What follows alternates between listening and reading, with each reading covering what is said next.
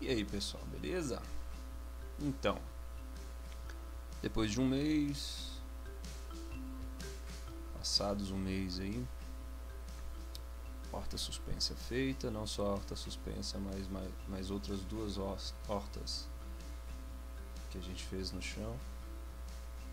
Tá aí, plantamos coentro, esse daí é a rúcula, transplantamos a alface, que a gente tinha feito mudas no canteiro do chão.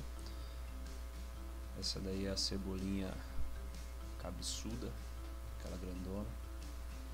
A gente pegou as mudas também e transplantou aí pra horta.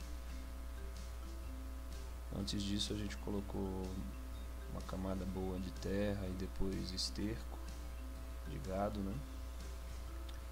Pra ficar bem bacana. E essa aí é a hortinha que a gente fez no chão. Plantei cebolinha também.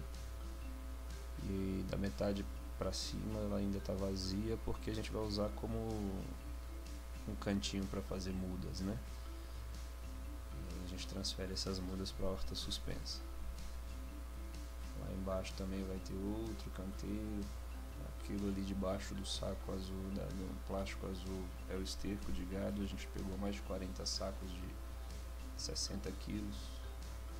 E esse é o canteirinho onde tem as mudinhas de alface que a gente está transplantando para a horta suspensa, né?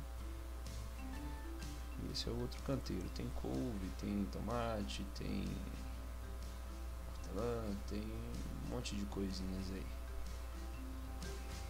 Tá ficando bem bacana. É um espacinho que estava sem utilizar, né? Aí na chácara, isso aí é as folhas que caem aí. A gente vai estar ou queimando ou fazendo adubo orgânico, enfim. Ainda a gente vai decidir. E esse aí é o nosso galinheiro.